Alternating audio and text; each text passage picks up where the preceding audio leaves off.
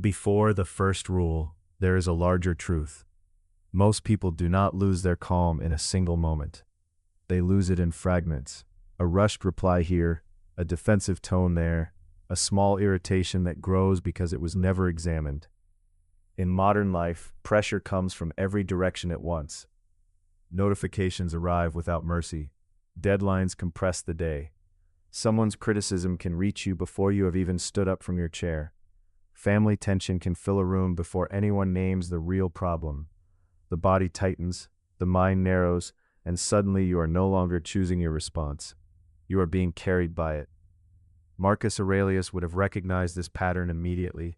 He wrote from the center of power, but not from comfort. He lived with war, betrayal, illness, political strain, and the constant demand to act under uncertainty. His Stoic discipline was not about becoming cold. It was about refusing to let the first wave of feeling make the final decision. That is the heart of this first rule. Pause before you react. Not to become passive, not to hide, but to keep your mind from being seized by the first impression. The Stoic principle here is simple and severe. An event is one thing, your judgment about the event is another.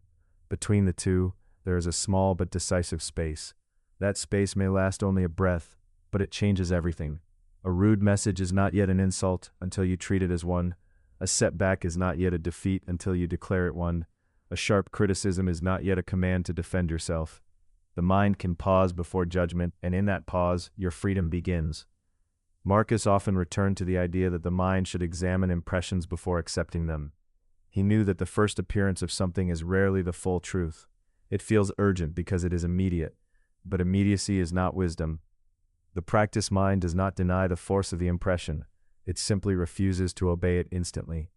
That is why calm is not a mood in Stoicism. Calm is an action. It is the act of holding yourself steady, long enough to see clearly. In practical terms, this means you need a habit you can use under pressure. When something lands hard, do not answer at once if you do not have to. Take one breath before you speak. Let your shoulders drop. Release your jaw. If the situation allows it, say, "Let me think about that," or "I want to answer carefully." These are small sentences, but they protect your character. They prevent the moment from choosing your words for you. There is a caution here too. A pause is not the same as avoidance. Stoic calm is not endless hesitation, and it is not emotional suppression.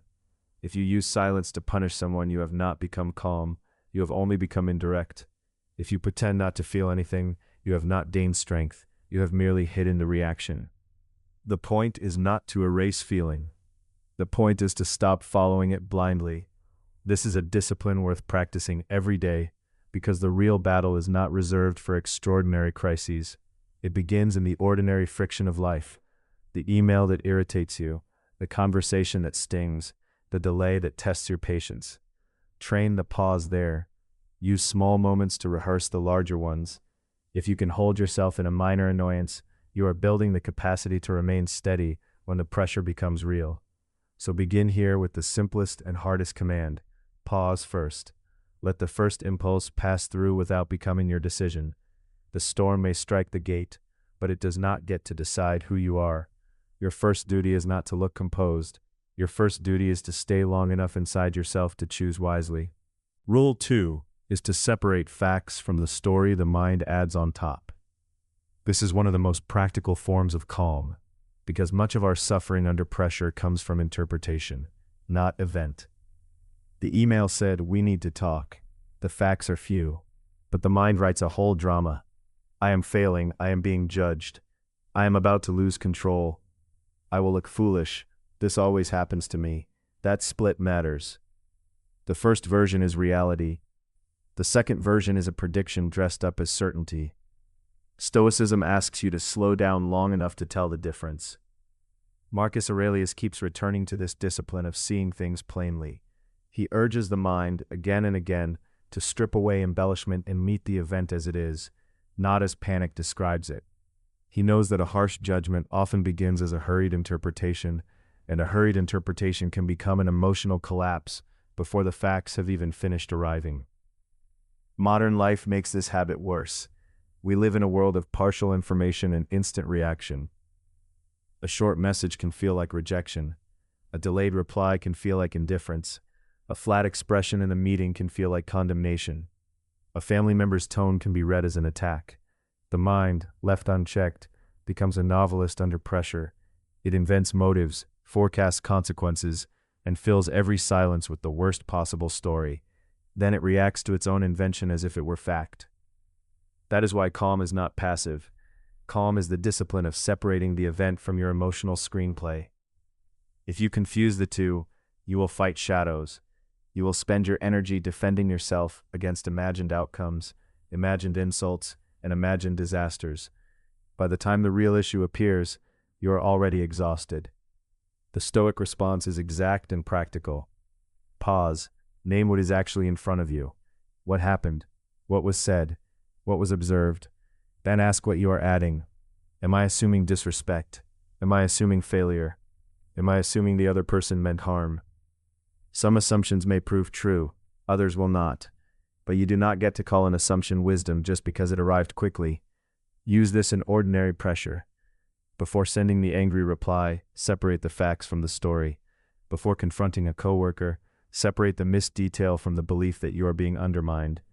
Before spiraling over a family conversation, separate the exact words from the emotional meaning you attach to them. Often you will find that the facts are smaller than the fear. There is also a caution here. Separating facts from story does not mean becoming cold, naive, or disconnected. Stoicism is not denial. If the facts show a problem, you still address it. If someone has truly wronged you, you do not pretend otherwise, but you act from clarity instead of compression, from measure instead of imagination. A good daily practice is simple. When tension rises, write 2 lines. First, facts. Second, story. Keep the facts plain and minimal. Then read the story aloud and notice how much of it is interpretation. That small gap is where freedom begins. Marcus Aurelius would have recognized that gap as a place of power, the mind for a moment no longer swept away, but standing watch. Calm often begins there, not in solving everything at once, but in refusing to let fear become your evidence. Rule 3 is to train the pause in small things before you need it in large things. This is where calm becomes real. Not in theory, not in the polished language we use after the fact, but in the split second between impulse and action. That split second is where a life is quietly shaped. Modern pressure rarely arrives as one dramatic crisis. More often it comes as a steady stream of interruptions, the message that feels sharp, the email that lands wrong, the voice in a meeting that seems to dismiss your work, the family comment that hits an old nerve, the unexpected delay that ruins the plan you are relying on. Each moment is small on its own, but together, they teach the nervous system what to do. If your first habit is to flare up, explain, defend, or strike back, then pressure will only make that habit louder. Marcus Aurelius understood this in a hard, unromantic way. He did not treat composure as a personality trait reserved for a few naturally patient people. He treated it as discipline. For him, the mind could pause before judgment, and that pause was not weakness. It was the place where reason had room to return. A person is not free simply because they can feel intensely. Freedom begins when they can feel intensely and still choose the next act. That is why small training matters. Calm under pressure is not built in the crisis itself. It is rehearsed in ordinary moments, when the stakes are low enough to practice without collapse. Wait a few seconds before answering a message that irritates you. Let the first impulse pass before you send the reply. Sit through the discomfort of not immediately correcting someone. Hold the impulse to defend yourself, and ask instead whether the defense is necessary. These are not tiny details, they are repetitions in the art of self-command. Think of it like physical training. No one expects to lift a heavy weight without learning form under lighter resistance. The mind works the same way. If you never practice restraint in low-risk situations, then when the pressure rises, your reaction will be whatever has been repeated most often. The body will tighten, the voice will sharpen, and the old pattern will take over before reason has time to enter the room. So the practical rule is simple. Create a buffer. A buffer before you speak. A buffer before you reply. A buffer before you label a situation as disrespect, failure, or insult. That buffer does not have to be long. Even 5 seconds can change the quality of the response. In that small space you can ask, what is actually happening here? What is in my control? What response would I respect tomorrow? This does not mean suppressing emotion or pretending not to care. Stoicism is not numbness. It is the refusal to hand authority to the first surge. You can notice anger without obeying it.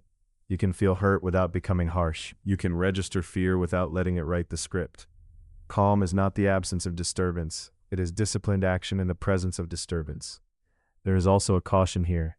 Do not turn the pause into passive avoidance. The point is not to delay forever, hide behind silence, or become emotionally unavailable. The point is to keep reason in the chain of command. Sometimes the right response is firm, sometimes the right response is immediate, but it should be chosen, not erupted. Make this a daily practice. Start with minor things: traffic, a slow computer, a tone of voice, a small criticism, a minor inconvenience. Use those moments as training grounds. Pause, breathe, reassess, then act. Over time, the mind learns a new default, and when the larger pressure comes, you will not be inventing calm from nothing. You will be drawing on something already practiced, already tested, already made part of you. Rule 4 is this: do not argue with every feeling as if it were an enemy that must be defeated immediately. In ordinary life, that argument begins before you even notice it. A sharp email lands, a comment at dinner stings, a memory rises, your chest tightens, your jaw sets, and suddenly the mind starts treating the feeling like a command. It says, react now, defend now, explain now, leave now. That is how many people lose their calm, not because emotion arrived, but because emotion was promoted to authority. Modern life makes this worse, because everything is immediate. Notifications do not wait. Criticism does not pause. Comparison is always available. You can be working, then scroll for 30 seconds, and suddenly feel behind, inadequate, irritated, or exposed. The danger is not only the feeling itself, the danger is the speed at which the feeling recruits your thoughts. Once that happens, you are no longer observing experience, you are being carried by it.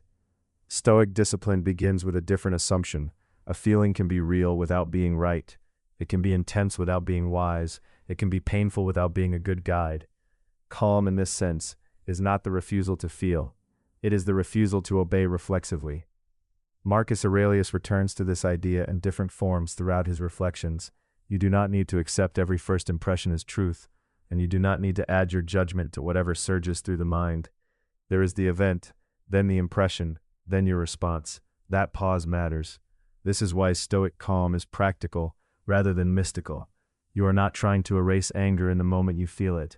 You are trying to keep it from writing the rest of the scene. You are not trying to banish fear. You are trying to prevent fear from becoming your whole interpretation of reality. If you feel insulted, you may still choose restraint. If you feel excluded, you may still choose dignity. If you feel envy, you may still choose focus. The feeling is there. The rain is not granted. There is an important caution here. Do not confuse this discipline with suppression. Stoicism does not ask you to pretend you are untouched. It does not ask you to become cold, blank, or performatively above it all. That would be another form of dishonesty. The task is subtler, to let the feeling be known without letting it govern the next action. Calm is not emotional silence. Calm is emotional order. That order can be trained in ordinary moments. When you feel irritation rise, label it before you justify it. Say quietly and precisely, anger, embarrassment, fear, envy. Then wait one breath longer than you want to. That breath is not small. It is the gap where choice returns. In that gap, you can ask, what is the fact, and what is the story I am attaching to it? What action would I respect tomorrow? What response would I not regret? Practice this daily in the smallest places, because small places reveal whether you truly have the skill. Someone cuts you off in traffic, a colleague overlooks your work, a family member uses the wrong tone. Instead of arguing with the feeling, notice it and let it pass through without handing it the steering wheel. Over time, this becomes a kind of inner strength, not the strength to never feel, but the strength to remain yourself while feeling. That is what Marcus Aurelius understood about staying calm. Not that the mind should become a battlefield against every sensation, but that it should become a place of wise rule. Feel it, do not follow it. Rule 5 is to let pressure reveal training rather than shame you for what it shows. Modern life gives us very little room to stay untouched. One message can change the tone of your entire morning. One deadline can make your thoughts feel narrow and frantic. One tense conversation at home can follow you into the next room. A mistake in public can replay in your mind for hours. In those moments, most people do not just feel pressure. They begin to judge themselves for feeling it. They think I should be past this by now. They confuse exposure with failure. But pressure is not always a sentence. Very often it is a measurement. This is where the Stoic view cuts through the noise. A reactive moment does not automatically mean you are weak in some final, permanent sense. It means something in you was tested, and the result was visible. Stoicism asks you to look at that result without drama. What in me was trained? What in me was not? Where did I stay steady, and where did I hand over the wheel? The goal is not to worship your weakness or hate yourself for it. The goal is to see clearly enough to improve. Marcus Aurelius would have understood this as part of the life of discipline. He was not interested in self-pity dressed up as honesty. He returned again and again to the idea that hardship shows the quality of the mind, and that what happens to us becomes material for character if we use it well. In his framing, the challenge itself is not the enemy. The real danger is meeting the challenge with confusion, vanity, or despair. If a hard moment exposes impatience, then impatience is what must be trained. If criticism pulls you off center, then the work is not to avoid all criticism forever, but to become less owned by it. This is practical, not abstract. If one email can ruin your focus, that is not a moral verdict. It is useful information. If your first response to correction is to defend yourself before you understand the issue, that is not the end of your character. It is a signpost. Pressure tells you where your habits are automatic, where your self-command is thin, and where your next round of practice should begin. But there is a caution here. Do not turn every difficult reaction into a reason for harsh self-attack. Stoic discipline is not humiliation, it is precision. If you respond to weakness with contempt, you create a second problem on top of the first. First came the trigger, then came the story that you are hopeless. That second story is often more damaging than the original event. You do not need to dramatize your flaws in order to correct them. Instead, use a simple daily practice. After a stressful moment, pause and review it in 3 plain sentences. What happened, how I reacted, what I will do differently next time. No speeches, no excuses, no self-abuse. This kind of review turns pressure into instruction. If you do this consistently, pressure stops being only something to survive. It becomes the place where training becomes visible, and once visible, it can be improved. The forge does not insult the iron, it reveals what the metal can become. Marcus Aurelius would likely say the same of your mind. Under strain, do not ask only why this happened. Ask what it is showing you, and how you will answer it better tomorrow. Rule 6 is to keep your word to yourself. Modern life makes this harder than it sounds.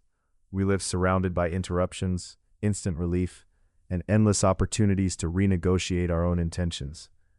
In the morning, you decide to stay composed in a difficult meeting. By midday, one rude message is enough to pull you off center. At night, you plan to rest early, but the glowing screen quietly steals the hour. The problem is not only lost time, the deeper problem is the feeling that your own promises do not bind you. And once that feeling takes hold, calm becomes fragile, because the mind no longer trusts its own command. This is where Stoic discipline begins to matter. The Stoics did not treat self-control as a dramatic burst of willpower. They treated it as something steadier and more serious, a relationship with yourself built on reliability. If you say you will do something, and then you repeatedly abandon the decision at the first inconvenience, you teach your mind that intention is cheap. But if you keep a small promise today, and then another tomorrow, you begin to form an inner authority that does not collapse under pressure. Marcus Aurelius, in his own way, returns again and again to the necessity of acting according to reason rather than impulse. His private reflections show a man reminding himself not to drift, not to be ruled by mood, not to live as though tomorrow were guaranteed. The tone is not theatrical. It is severe, clear, and practical. Do the work before you. Stay aligned with what is right. Do not let the inner ruler become a servant of passing appetite. That is why keeping your word to yourself is not a minor habit. It is a training in calm. When you follow through on a simple promise, you prove that discomfort does not automatically govern your behavior. You prove that irritation, fatigue, and temptation are real, but not final. That proof matters. A person who keeps internal order is harder to shake when external order fails. The practical application should be small enough to survive the real world. Do not begin with a heroic plan that depends on a perfect day. Choose one promise that can actually be kept. Put the phone away at a set time. Take a 10-minute walk after lunch. Answer criticism only after a pause, or write the next task before opening social media. The point is not ambition. The point is consistency. Calm is built by repetition, not by declarations. But there is an important caution here. Keep your word to yourself without turning it into self-punishment. Stoicism is not about whipping yourself for every slip. One missed promise is not a moral collapse. The danger is the habit of casual surrender, the pattern of saying, "It doesn't matter," whenever you fail. That kind of looseness slowly erodes self-respect. So if you miss, acknowledge it cleanly, correct it, and return to the standard. No excuses disguised as kindness. A useful daily practice is simple. Make one private oath each morning. It should be specific, observable, and modest enough to complete. Then at night, review it honestly. Did you keep it? If yes, note it without pride.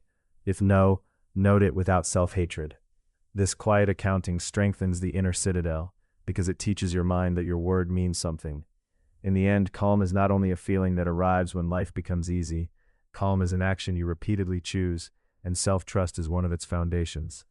Keep your word to yourself, and pressure has less power to turn you against yourself. Rule 7 is to stop outsourcing your mood to other people's behavior. In modern life, this happens so quickly that you may not even notice it happening. A message arrives with no warmth in it, and your chest tightens. A colleague speaks too sharply in a meeting, and the rest of your day turns gray. A family member sounds distracted, and suddenly you are reading their mood as if it were a verdict on your worth. Even a stranger's comment online can steal your concentration for hours. You hand over the authority to define your inner state, and then you call the result just having a rough day. Stoicism begins by recovering ownership. The world is full of people with moods, weaknesses, habits, and hidden pressures of their own. Some are tired, some are careless, some are angry, some are merely absorbed in their own concerns. Marcus Aurelius kept returning to this reality in different forms. Other people will act according to their nature, and their behavior is not a reliable foundation for your peace. That does not mean you become cold or detached from human life. It means you stop confusing another person's turbulence with your own identity. This matters because mood can become a quiet form of dependency. Many people believe they are simply sensitive or aware, when in practice they are waiting for the room to regulate them. They need the text reply, the praise, the apology, the smile, the reassurance. Without these things, they feel off-center. With them, they feel briefly restored. That cycle is exhausting, and it makes calm impossible, because calm is always being leased from someone else. A Stoic response is not to suppress your emotions or pretend nothing affects you. The principle is simpler and stronger. Pause before you agree with the feeling. Notice the impulse, but do not instantly make it your ruler. Ask what is actually happening. Is there real danger here, or only discomfort? Is this person's tone a command, or just a mood passing through them? Is my mind describing facts, or constructing a story around my fear of disapproval? That brief separation creates room for choice. Marcus Aurelius would frame this as an inner governance problem. The part of you that judges, selects, and responds is the part you must train. If you let every external signal decide your condition, you will live like a door in the wind. But if you govern your mind well, you can remain steady even while others are unsettled. That steadiness is not passive, it is active discipline. In practice, this means resisting the automatic reach for reassurance. When you feel that surge of uncertainty, do not immediately check your phone, refresh the message thread, or scan someone's face for proof that you are safe. Sit with the discomfort long enough to prove to yourself that you can. That moment may feel small, but it is a real training ground. You are teaching your nervous system that uncertainty is not an emergency.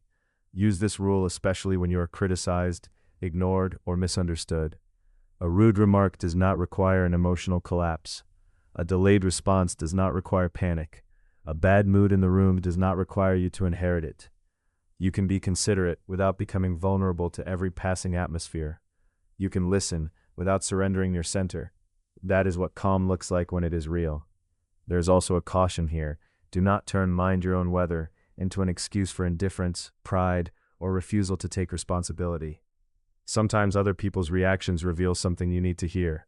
Sometimes your own behavior needs correction. Stoicism is not about sealing yourself off from feedback. It is about refusing to be governed by it before you have examined it. The daily practice is simple and demanding. Before you answer, breathe once. Before you interpret, slow down. Before you seek reassurance, ask whether you can stand unconfirmed for a while. Over time, this becomes a habit of inner independence. You stop treating other people's moods as climate control for your soul. You remain human, but you are no longer at the mercy of every forecast around you. Mind your own weather. Rule 8 is to answer criticism without becoming the criticism. In modern life, this is harder than it sounds, because criticism does not arrive gently. It comes through a message preview, a meeting comment, a one-line review, a face that tightens in disappointment, or a sentence spoken too fast and too sharply. And because we live in a world that rewards instant reaction, the body wants to strike back before the mind has even finished understanding what was said. That is the pressure, not just the words themselves, but the speed of their impact. A harsh remark can lodge in the chest before reason has time to enter. Then the mind starts building a story. Maybe they are right. Maybe I really am incompetent. Maybe I always ruin things. Maybe I need to defend myself immediately. That is how criticism becomes more than information. It becomes identity. Stoic calm begins by slowing that process down. Marcus Aurelius repeatedly returned to the idea that our first impression is not yet judgment. An event arrives, and the mind rushes to interpret it. But there is a small space between the blow and the belief. In that space, you can ask what the remark actually contains. Is there a fact here? Is there a useful correction? Is this simply another person's frustration, bias, or insecurity wearing the mask of truth? That distinction matters. Not all criticism deserves the same response. Some of it is accurate and should be used. Some of it is exaggerated. Some of it is cruel, and cruelty often reveals more about the speaker than the subject. The Stoic does not pretend every criticism is meaningless, but neither does he kneel before it. He tests it. He separates the useful from the poisonous.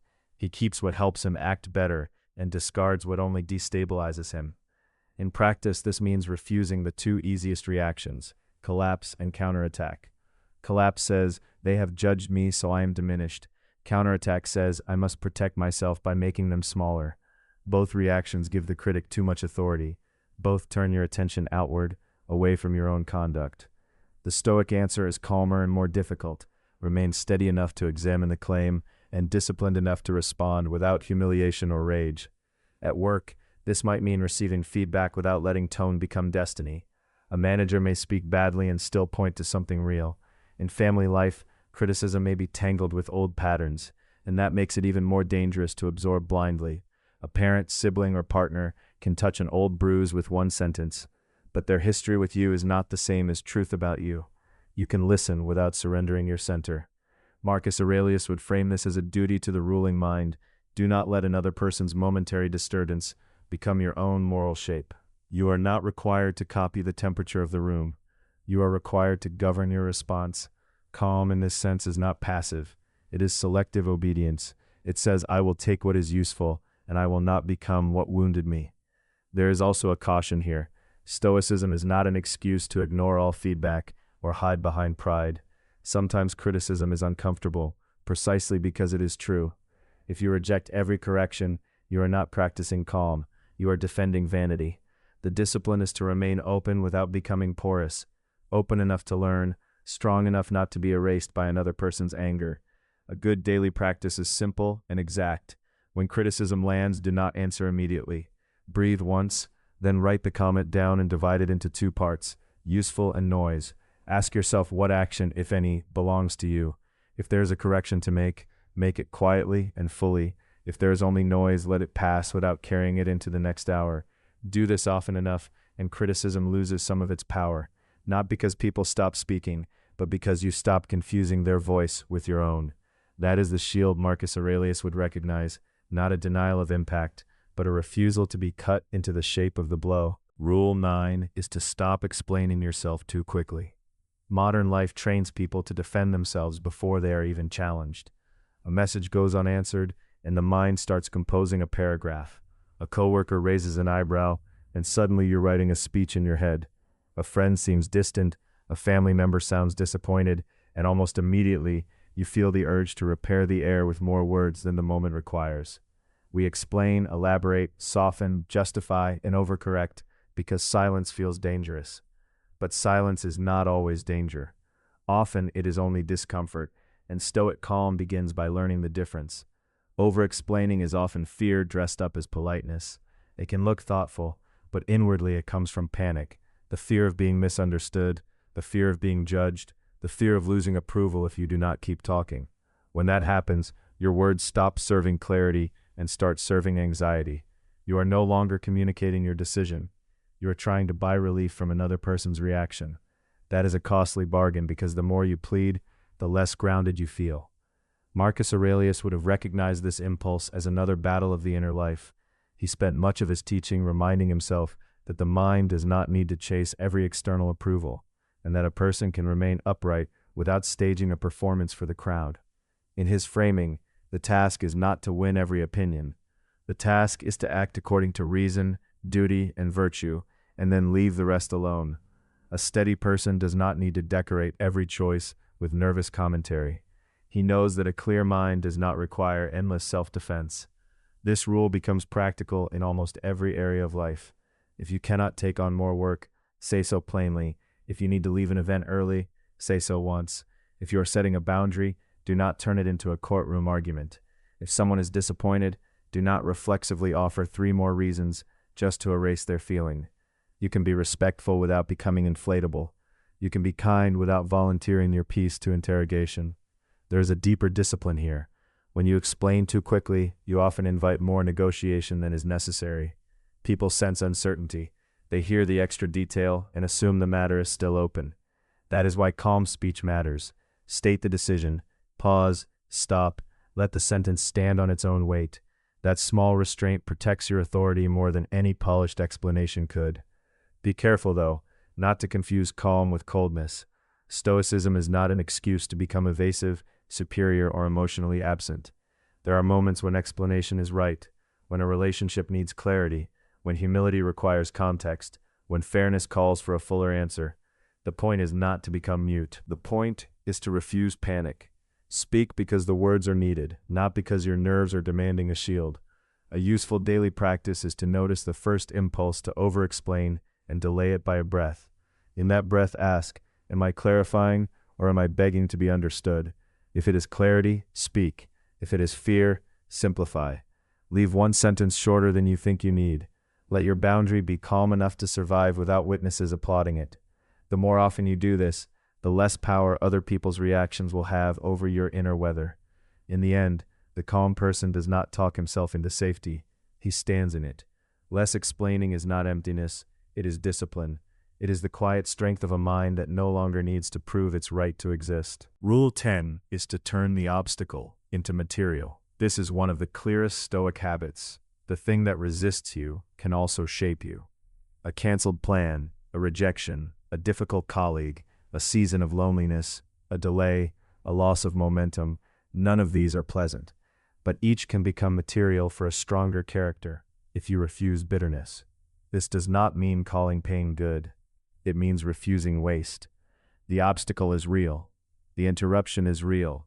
A setback is real. But once it has happened, you have a choice. Let it drain you into complaint, or use it to train patience, discipline, humility, and discernment. Modern life encourages fragile expectations. We want frictionless progress, instant feedback, and smooth outcomes. When life does not comply, we feel personally attacked. A project slips, a person misunderstands you, an opportunity disappears, and immediately the mind starts building a story. This should not be happening. This is unfair. This ruins everything. Stoic thinking interrupts that habit. It says in effect, stop asking reality to match your preference before you decide what kind of person you will be inside it. Marcus Aurelius frames this kind of thinking as the proper use of what comes to us. He repeatedly returns to the idea that an obstacle is not only something to endure, it is also something that can be worked with by the mind that is trained. He would not have called every difficulty pleasant, and he certainly would not have advised passivity. But he would have insisted that the soul is tested not only by comfort, but by the raw material of inconvenience, failure, and pressure. In practice, this means the obstacle is not the end of the task, it is the beginning of your response. In the office, it means handling a difficult revision without turning it into a complaint spiral. In the gym, it means using the hard set instead of avoiding it, because the resistance is exactly what creates adaptation. In family life, it means treating a tense interaction as a chance to speak more carefully next time, rather than storing up resentment. In private, it means using boredom instead of fleeing it, so your mind is not trained to need constant stimulation in order to feel alive. The key is to ask a better question. Not why is this happening to me, but what is this asking me to develop? That question changes the posture of the mind. It moves you from victimhood into agency. It does not erase the problem, but it stops the problem from becoming your identity. A caution is important here. Turning the obstacle into material does not mean ignoring injustice, excusing harm, or pretending every wound is secretly a blessing. Some setbacks are genuinely costly. Some losses deserve grief. Stoicism is not denial, it is refusal of collapse. It asks what can be made from the reality that exists, not what fantasy could have protected you from pain. Use a daily practice called convert and continue. When one thing goes wrong, pause and name the virtue being requested. Maybe patience, maybe courage, maybe restraint, maybe honesty, maybe endurance. Then take the next right action, without making the obstacle your center. Do not rehearse the injury as if repetition were wisdom. Use it, learn from it, and move. Remember the image of broken stone built into a wall. A builder does not waste what can be used. He cuts, fits, and reinforces until the wall is stronger for having met resistance. That is the Stoic method. Not to pretend the storm is harmless, but to build so well that even the storm becomes part of the structure. Rule 11 is to make calm visible in your body. In modern life, pressure does not always arrive as one great disaster. More often, it comes as accumulation. A message that needs an answer. A meeting that runs long. A child asking for attention while your mind is still at work. A criticism you did not expect. A delay you cannot control. The nervous system starts to live as if every hour is urgent. The body tightens before the mind has even named what is happening. Shoulders rise, breath shortens, the jaw locks. Hands move without rest, and then people wonder why they cannot think clearly when the room gets tense. Marcus Aurelius understood something simple but severe. The mind is not floating above the body, untouched by it. What you carry in your posture, breath, and gestures feeds the quality of your judgment. Stoic calm is not a decorative mood. It is a practiced state of readiness without panic.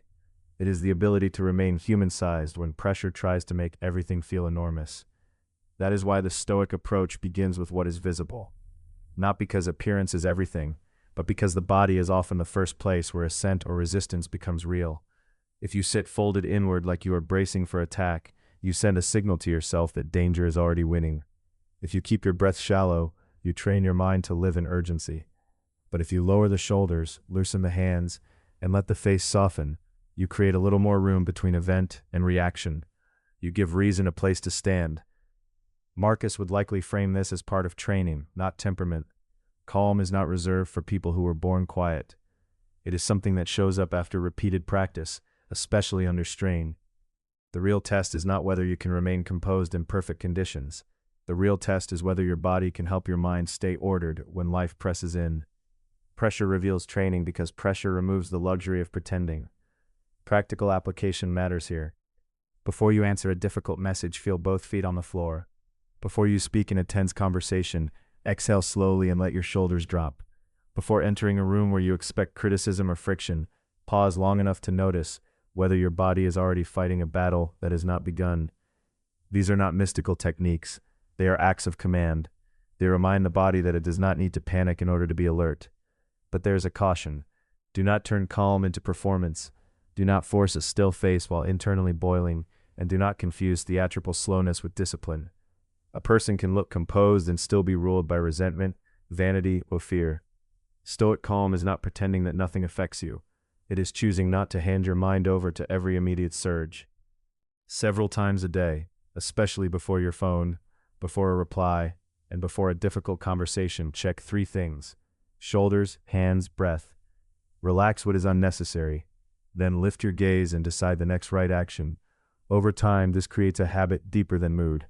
Calm becomes visible first in the body, and then slowly in the life around it. Rule 12 is this: do not chase immediate relief, as if every discomfort deserves instant escape. In modern life, this reflex is almost automatic. A message lands and the pulse spikes. A task feels heavy and the hand reaches for the phone.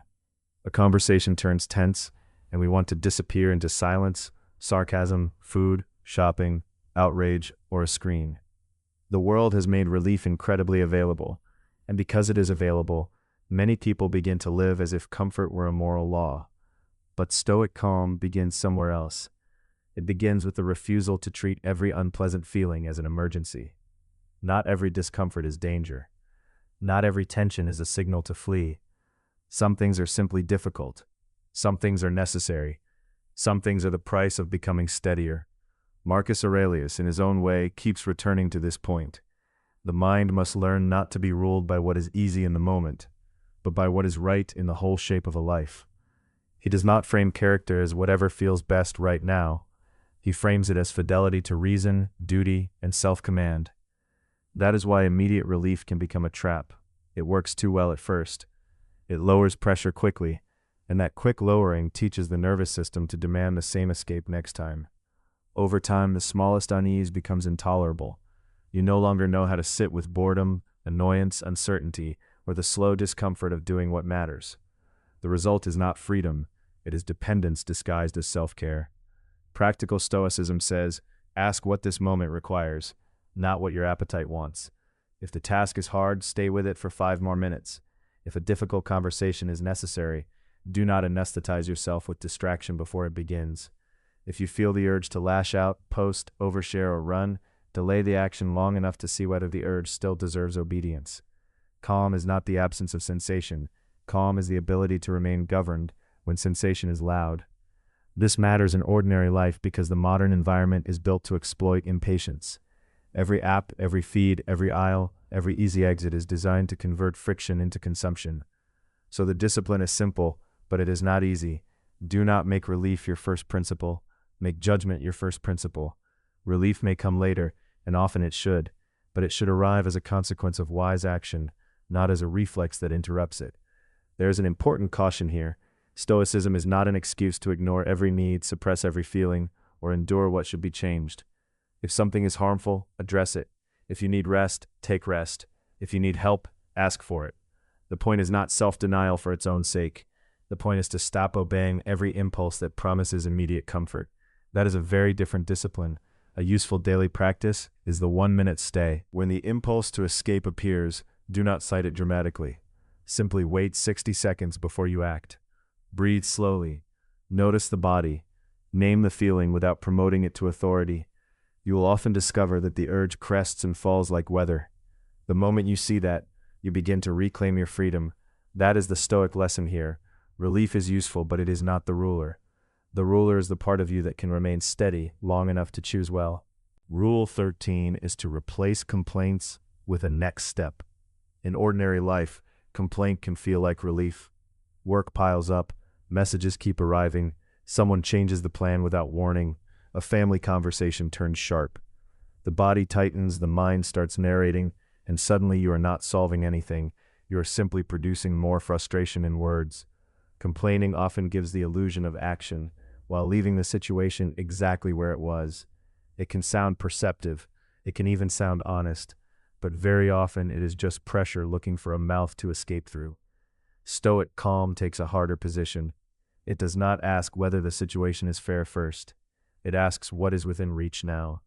Marcus Aurelius repeatedly returns to this practical discipline. Do not be consumed by the impression, do not add your own needless judgment, and do what the moment requires. In his way of thinking, the mind is not meant to be a courtroom where every inconvenience is endlessly prosecuted. It is meant to be a place where action becomes possible. The obstacle is real, but the obstacle is not the final word. This matters because a complaint can keep you emotionally busy, while preventing any useful motion. You replay what was said, you rehearse what should have happened, you build a private case against the day, and for a few minutes, the mind feels active. But activity is not effectiveness. Calm begins when you stop feeding the reaction and ask a more serious question. What is the next useful move? At work, that might mean sending the clarifying email instead of drafting the perfect complaint. It might mean making a shorter plan, not a grander one. It might mean asking for one piece of missing information, fixing one broken detail, or choosing to wait before replying. In family tension, the next step may be less dramatic than your emotions demand. It may be lowering your voice, pausing the conversation, or simply saying, "I want to answer carefully. Let me think." The next step is rarely glamorous. That is exactly why it works. There is an important caution here. Stoicism is not a command to deny real problems or pretend everything is fine. Some complaints point to genuine injustice, bad leadership, careless behavior, or unmet needs.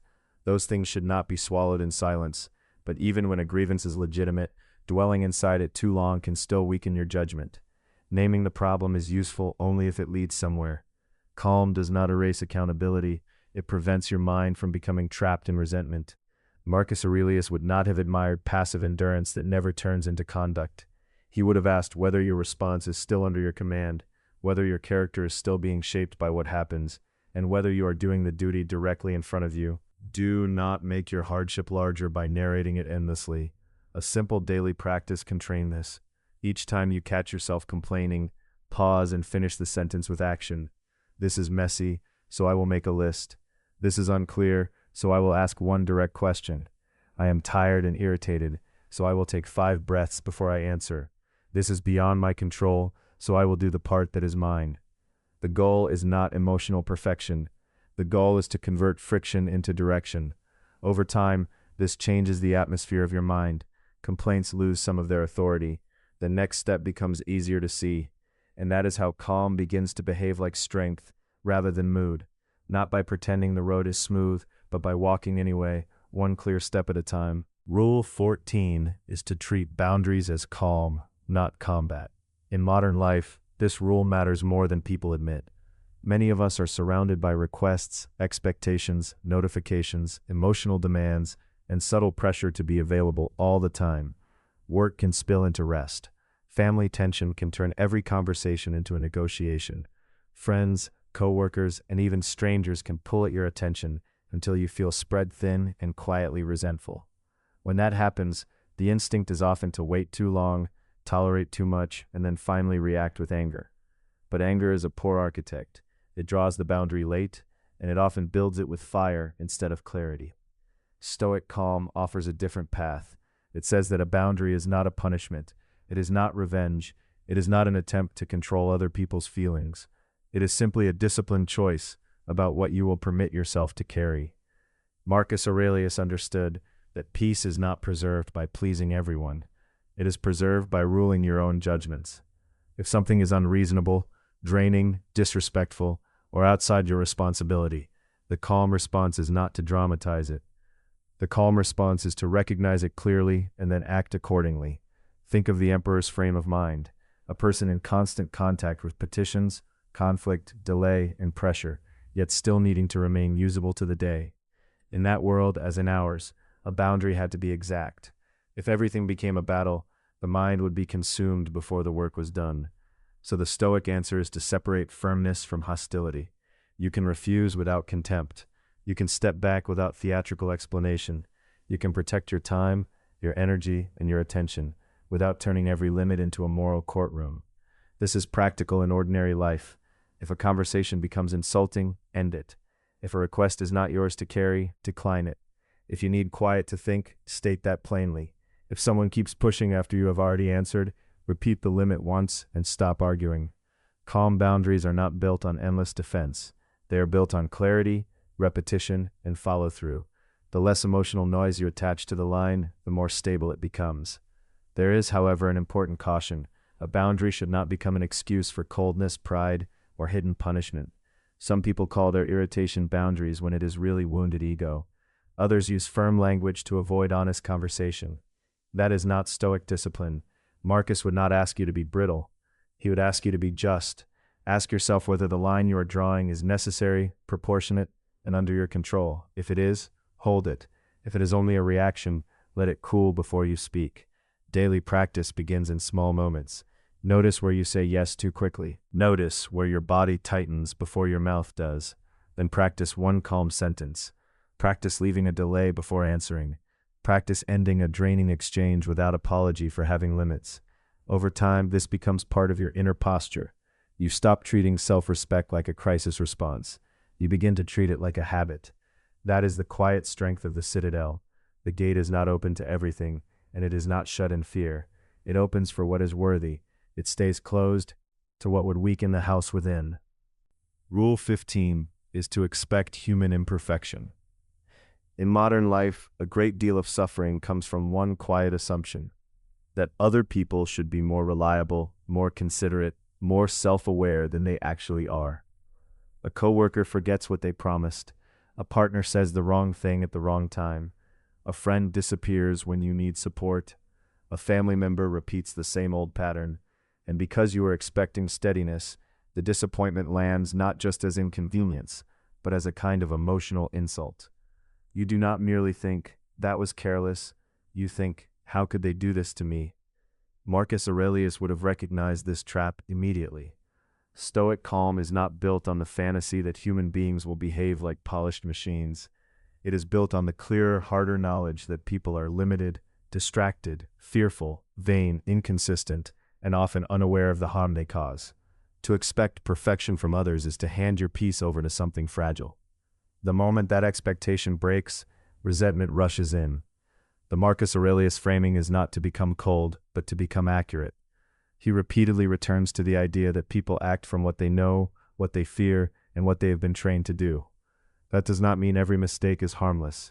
It does not mean you excuse betrayal, abuse, or negligence.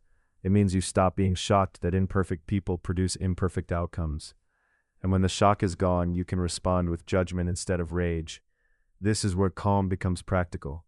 If someone has already shown you a pattern, believe the pattern. If a person is unreliable, plan around unreliability. If someone is easily offended, speak with care and keep your boundaries firm. If someone is genuinely well-meaning but clumsy, give them room without surrendering discernment. The point is not to lower your standards into passivity. The point is to anchor your standards in reality. A wise person does not build a life on the image of how others should behave. They build on what has actually been revealed. That is why this rule protects peace. It removes the second wound, the wound of shocked expectation. You may still be hurt by what happened, but you are less likely to spiral into bitterness because you are not spiritually unprepared for human weakness. There is also a danger on the other side: cynicism. Expecting imperfection must never become expecting corruption. Stoicism is not a doctrine of suspicion. It is a discipline of lucid charity. You remain open to goodness while refusing to make innocence your default assumption. You can forgive, but not be naive. You can trust, but you verify. You can love people while remembering they are still learning how to be human. Practically, this means a daily adjustment in your inner language. Instead of saying they should know better, ask, what is actually within their character, their habits, and their capacity? Instead of asking, why are they not who I wanted? Ask, what is the right response to what is true? That question is calmer. It is also stronger. Let human beings be human. Let them be incomplete, without letting their incompleteness govern your mind. This is one of the hidden arts of staying calm, seeing the crack before it surprises you, and then choosing not to break with it. Rule 16 is to stop performing calm and become calm. There is a difference. Some people adopt a quiet voice, a neutral expression, or a philosophical pose, but underneath they remain restless, superior, or tightly controlled. That is not calm. That is presentation. In modern life, performance is everywhere. You are encouraged to curate yourself constantly. The right tone in a meeting, the right expression in conflict, the right kind of strength when things go wrong. Even calm can become a costume. You may lower your voice, slow your movements, and speak like someone who has mastered himself, while inside you are still bracing, still defending, still waiting for the moment to prove that you are unshaken. The result is not freedom. It is another kind of tension, one that now has a polished surface. The danger of performative calm is that it can hide fear rather than train judgment. A person may look composed while silently spiraling, or they may speak in polished language while still being easily rattled. Stoic discipline asks for something deeper, inner steadiness that does not depend on appearances. It is not interested in whether you seem controlled. It is interested in whether your mind actually pauses before it judges, whether your response is chosen, and whether your conduct remains aligned with reason when pressure rises. Marcus Aurelius would not have admired the theater of self-command. His writing keeps returning to the same severe point: The mind must govern itself, not decorate itself. The purpose is not to appear untroubled in public. The purpose is to meet each moment with justice, clarity, and restraint. A ruler, a parent, a colleague, a friend, none of these roles are served by a person who simply looks serene while inwardly ruled by resentment, vanity, or fear. Calm that only exists for display collapses as soon as the audience disappears. So check yourself honestly. Are you calm because you have trained your mind, or because you're trying to seem above the situation? Are you measured because you are clear, or because you are hiding unresolved anger? Are you restrained because it is wise, or because you fear being seen as weak? These are not questions for self-attack. They are questions for truth. Stoic practice begins when the image is no longer enough. The practical application is self-audit. After a difficult conversation, ask what was happening inside while your face remained controlled. Did your breathing tighten? Did you rehearse your defense while pretending to listen? Did you use silence to think or to withdraw? If you notice a gap between your outer calm and inner state, do not turn that into shame. Study it. The purpose is integration, not punishment. You are trying to make the inside and outside agree. There is also a caution here. Do not confuse authenticity with emotional discharge. Real calm is not saying everything you feel the moment you feel it. It is not acting chaotic in the name of honesty. Stoicism is not a license to be blunt, cold, or explosive. It simply refuses to call that honesty. Calm is disciplined truth, not theatrical restraint, and not emotional flooding. A useful image is polished bronze over solid iron. The bronze may shine, but the strength must be inside. The same is true of your composure. Let it be real before it is visible. Today, practice one small act of private steadiness. Pause before responding. Lower your shoulders. Speak only after the mind has settled, and review your motives at night. Calm is not a mood you wear for others. It is a character you build when no one is applauding. Rule 17 is to guard your attention. In modern life, attention is constantly being pulled apart. A phone lights up. A headline arrives. A message interrupts. A memory resurfaces. A minor inconvenience becomes a mental loop. None of these things seem serious by themselves, but they slowly create a life in which your mind is never fully where your body is. You sit in a meeting, but part of you is checking the next alert. You speak with family, but part of you is still inside the last argument. You try to rest, but your mind keeps reaching for stimulation. Calm begins to disappear long before you notice it is gone.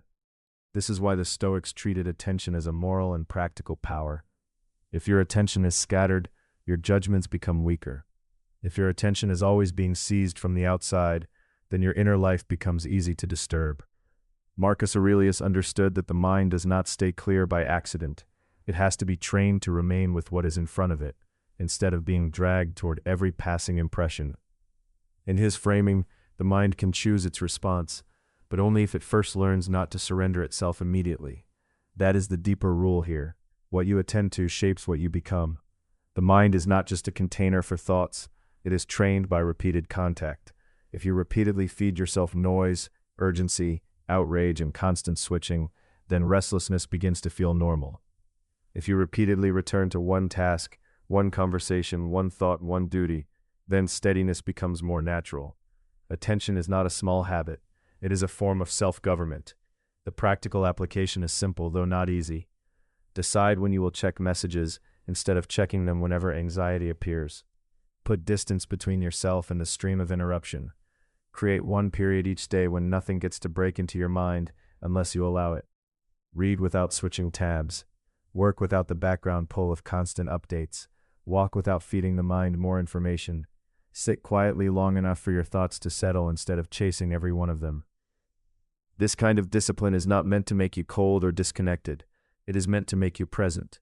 A person who cannot hold attention cannot offer full care, full listening, or full effort. You become less useful to others when your inner life is always divided. Guarding attention is therefore not selfish. It is a way of becoming more capable in the places that matter. But there is a caution. Attention discipline is not the same as hiding from reality. It is not about refusing difficult conversations or pretending the world is simple. It is about refusing to let every outside force decide the shape of your mind. Stoic calm is not a blank state. It is a governed state. You need to become less easily invaded.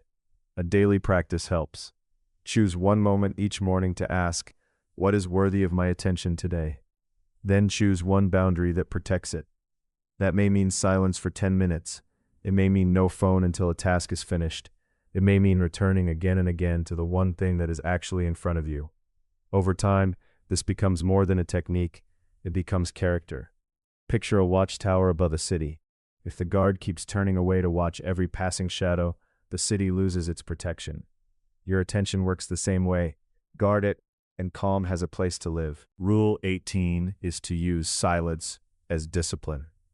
In modern life, silence is often treated like a failure. People rush to fill it because they fear what it reveals. A quiet pause in a conversation can feel uncomfortable. A few unanswered seconds after criticism can feel dangerous. Even a moment without input can seem unbearable if the mind has grown used to constant noise. So we reach for the phone, we explain too fast, we defend too soon, we keep talking because stopping would mean feeling the full weight of the moment. But silence is not weakness, it is a form of control. It gives judgment time to return to its proper place. It interrupts the reflex to answer every provocation immediately. It creates a small but decisive distance between what happens and what you decide to do about it. That distance is where calm lives, not as a mood you wait for, but as an action you choose. Marcus Aurelius would have understood this as part of governing the self. The disciplined mind does not need to advertise its composure. It does not rush to prove itself. It waits, it observes, it refuses to let the first emotion become the final word. In the spirit of Stoic training, silence is a way of refusing the tyranny of impulse. It is a pause long enough for reason to check what anger, pride, fear, or embarrassment is trying to command. This matters most when pressure is personal.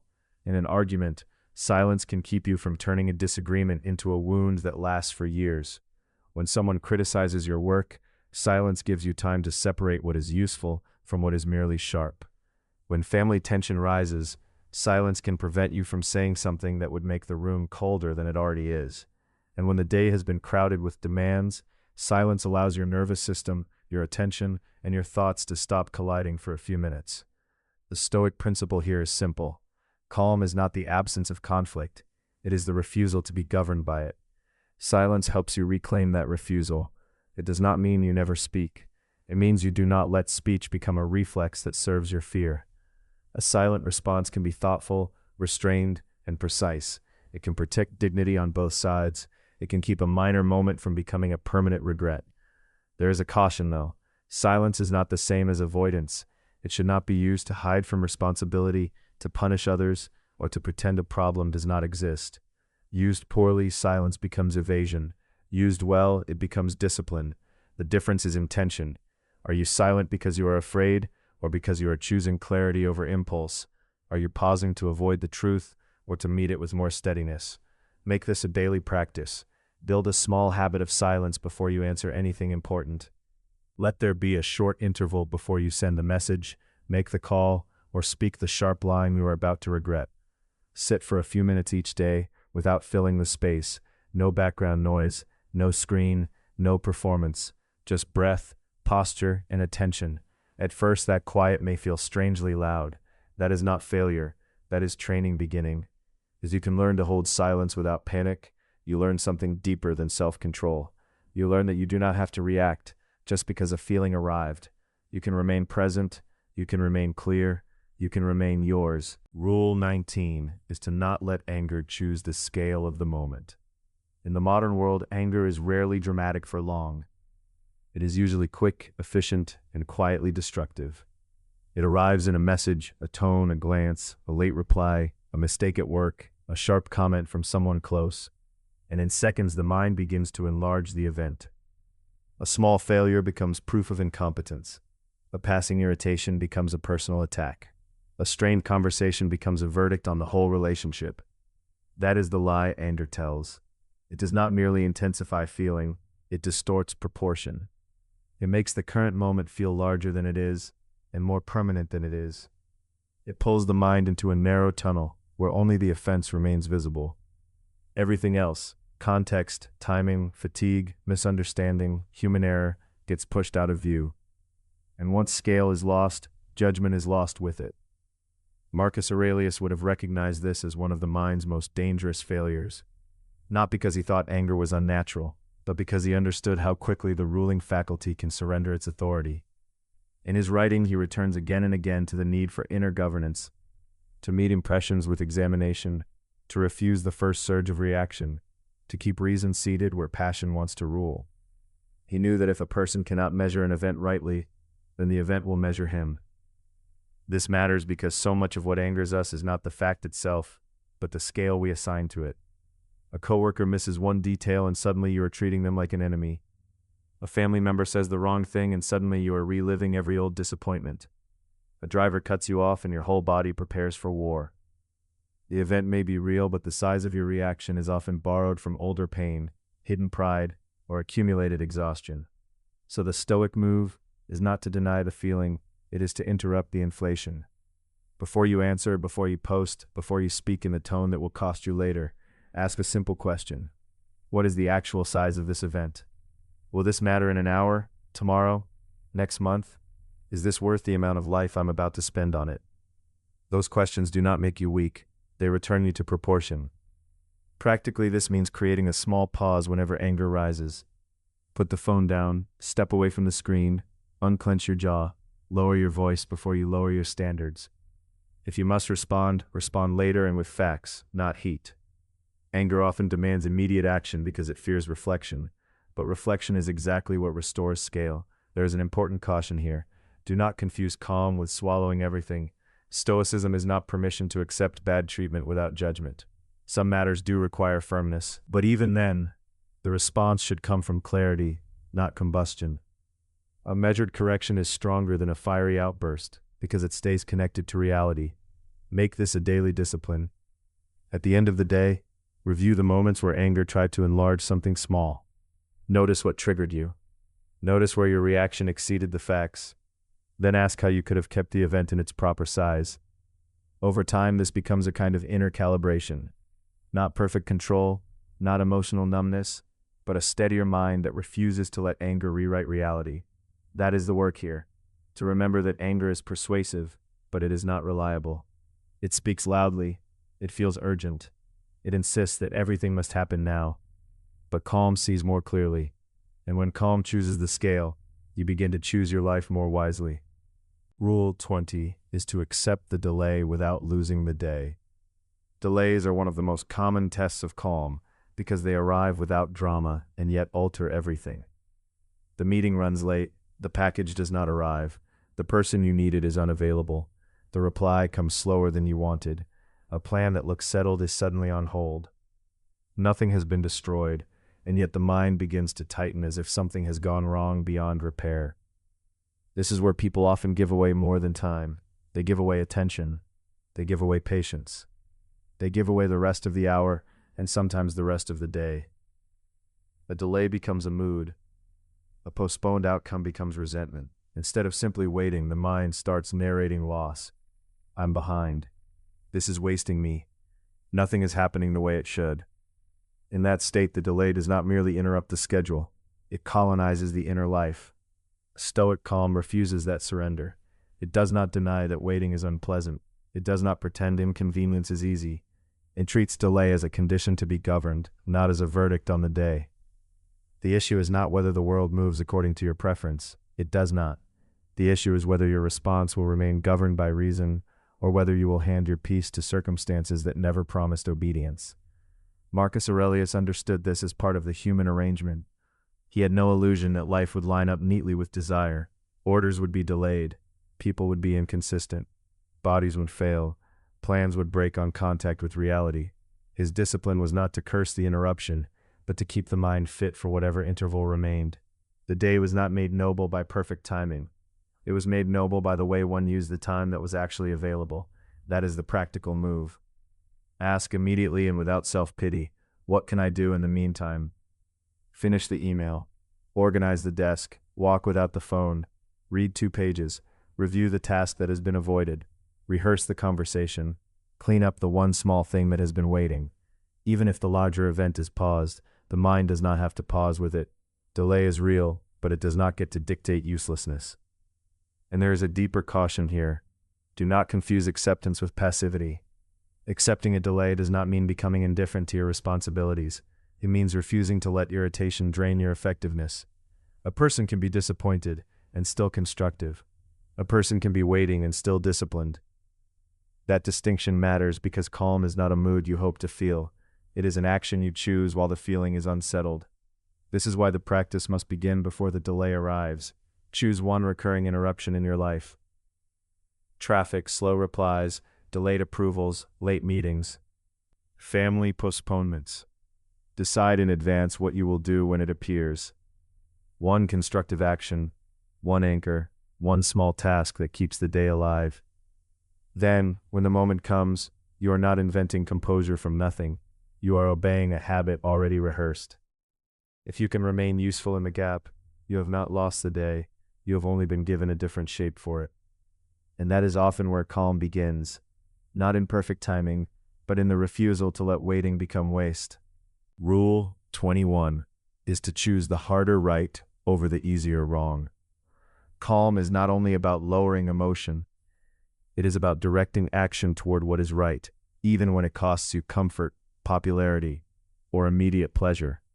A person can look composed while still avoiding responsibility. True calm has moral backbone. This rule matters because modern life is built to reward the easy exit, the faster reply, the softened truth, the delayed apology, the half-finished task, the shortcut that saves embarrassment now and creates disorder later. When pressure rises, many people do not become openly chaotic. They become quietly evasive. They choose the path that reduces immediate friction, even if it weakens their character, and leaves a larger problem behind. That is why calm cannot be measured only by the tone of your voice. It must also be measured by the honesty of your decisions. Stoic discipline cuts through that illusion. It asks a difficult but clarifying question. What is the better action, even if it is harder now? Sometimes the answer is to tell the truth without cruelty. Sometimes it is to admit you were wrong before the situation hardens into pride. Sometimes it is to finish the work you would rather avoid. Sometimes it is to set a boundary that feels uncomfortable in the moment, but prevents resentment later. Marcus Aurelius keeps returning to this kind of inner standard in his reflections.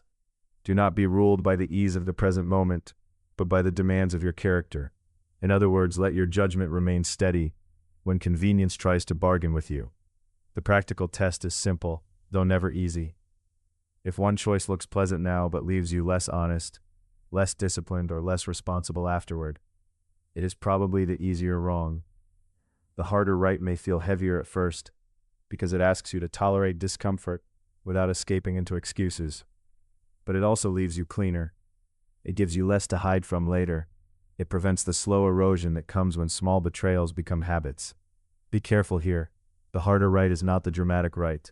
It is not a performance of toughness, and it is not an invitation to become harsh, reckless, or self-righteous. Stoicism does not praise suffering for its own sake. It praises right action. So the harder right is often plain and unglamorous. Pay what you owe, send the honest message, refuse the shortcut, finish the difficult conversation with restraint, walk away before anger turns you unfair, quietly do what your principles require, even if no one applauds it. This is where calm becomes visible, not in a perfect expression, but in a disciplined choice. The mind pauses, the impulse to escape appears, then judgment steps in and says, "No, this is the better road." Use this daily practice. Before one difficult decision today, ask yourself, what is the easier wrong here, and what is the harder right? Then do the harder right once, cleanly, without announcing it to anyone. That small act trains the soul. Picture a narrow mountain path above a foggy valley. The lower road looks simpler, but it disappears into haze. The higher road demands balance and effort, yet it leads somewhere clear. That is what self-command feels like. Not comfort, but direction. Not noise, but steadiness. Not the easiest moment, but the right one. Rule 22 is to meet loneliness without panic. This is one of the quiet places where a person discovers what their calm is really made of. Not in the middle of a meeting, not while answering a difficult message, not while carrying the public face of competence, but when the day goes still and there is no one left to impress, no noise left to lean on, and no immediate demand to keep you occupied. Modern life makes loneliness feel like a failure. and that is part of the trap. We are surrounded by the language of connection, yet many people move through the day with a deep fear of being left alone with their own thoughts. The result is frantic behavior, constant checking, constant scrolling, constant conversation, constant background noise. Silence begins to feel like an accusation. But Stoic calm does not ask you to worship solitude or pretend that loneliness never hurts. It asks you to stop treating it like an emergency. Marcus Aurelius returns again and again to the inner court of the mind because he understood that external company is unstable. People change. Crowds thin. Praise fades. Even affection cannot be forced to stay in the exact form you want it to take. If your peace is built entirely on the presence of others, then every absence becomes a threat. But if you can remain upright in solitude, you recover a kind of freedom that no room full of people can give you. He would frame this, in spirit, as a matter of inner governance. When the world is quiet, do not surrender your rule. Stay with your own mind long enough to observe it without panic. Notice what rises when the distractions fall away. Sometimes loneliness is not telling you that something is wrong. Sometimes it is simply revealing what has been covered up by motion. That revelation can be uncomfortable, but it is useful. The inner life becomes easier to guide once you can actually see it. The practical response is not dramatic.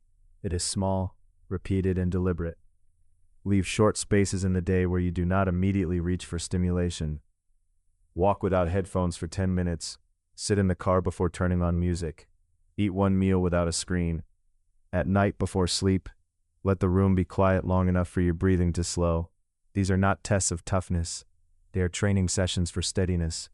You are teaching the nervous habit of escape that it does not always get to choose. But there is an important caution here.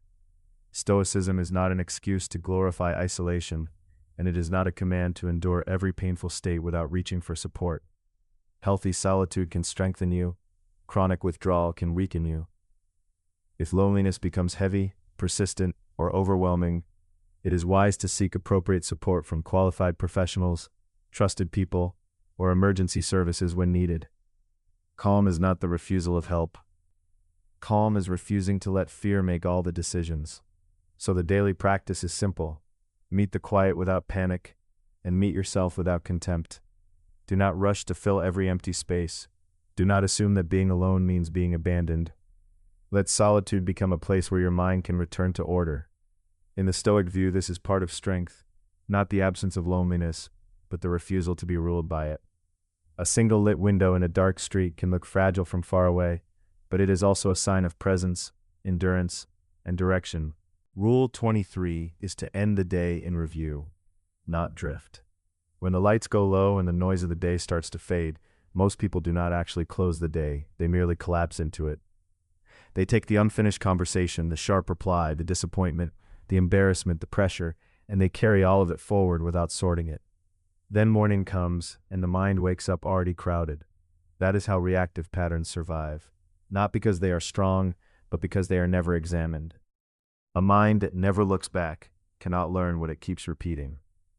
The same irritation returns, the same fear gets dressed in a different outfit. The same pride, the same defensiveness, the same impatience show up again because nothing in the soul was asked to account for itself. Marcus Aurelius understood that the day is not complete just because the clock has moved on. He treated the evening as a place for moral accounting, not drama, not self-punishment, accounting. What did I do well? Where did I fail to live according to reason? Where did I become smaller than I intended? What needs correction? That kind of review is not weakness. It is the discipline of a ruler who refuses to let the mind run unattended. He knew that if you want steadiness, you must inspect the places where steadiness broke.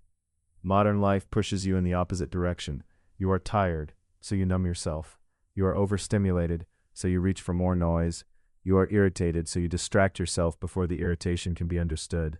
And because distraction feels easier than reflection, the mind learns to avoid its own instruction. But calm is not built by avoidance. Calm is built by contact with reality, including the parts of yourself that are inconvenient to see. So end the day with a brief review. Ask a few direct questions. Where did I lose my center today? Where did I keep it? What provoked me fastest? What helped me stay steady? What one thing will I do differently tomorrow? Keep it short enough that you will actually do it. Keep it honest enough that it means something. This is not a trial. It is a workshop. You are not trying to condemn yourself. You are trying to become more governable from within. There is also a caution here. Review can turn into obsession if you are not careful. Stoic examination is meant to sharpen judgment, not feed self-contempt.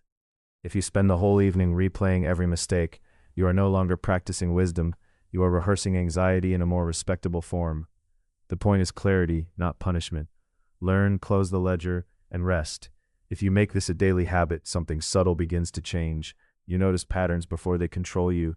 You see which hours weaken you. You see which people, tasks, or expectations pull you off balance. You start entering the next day with a little more intelligence and a little less surprise. That is how calm deepens, not by accident, but by review. Picture a lamp brought into a dark room at night. It does not erase the room, it reveals it. Reflection works the same way. It lets you see where you stumbled, where you stood firm, and where you need to begin again. The day ends not in drift, but in understanding. And understanding is one of the quiet foundations of calm. Rule 24 is to let calm become your default obedience. Not your occasional performance, not your emergency tool, your default. By this point, the teaching is no longer about isolated techniques. It is about a way of living that has been repeated so often it begins to shape instinct. The aim of all these rules is not to create a person who never feels pressure. The aim is to create a person who knows what to do under pressure. In modern life, pressure arrives without ceremony. It can come through a message that changes the day, a meeting that turns sharp, a family conversation that opens old wounds, or a wave of inner tension that appears for no obvious reason at all. Most people live as if calm is something they wait for, something they hope the world will permit. But Stoic discipline begins elsewhere. It begins with the mind learning that it does not have to obey every instant impulse. There is a small, decisive space before reaction. That space is where freedom begins. This is the deeper meaning of Marcus Aurelius's practical wisdom. He did not treat composure as decoration. He treated it as duty. A ruler, a worker, a parent, a human being under strain cannot afford to be governed by whatever feeling rises first. Calm is not passive. It is a way of acting with proportion, clarity, and restraint while life continues to press against you. The world will still interrupt, people will still disappoint, work will still demand, family will still test you, the phone will still light up, the room will still shift. The question is whether your mind belongs to the storm or to itself. When calm becomes a habit, the change is not theatrical, it is practical.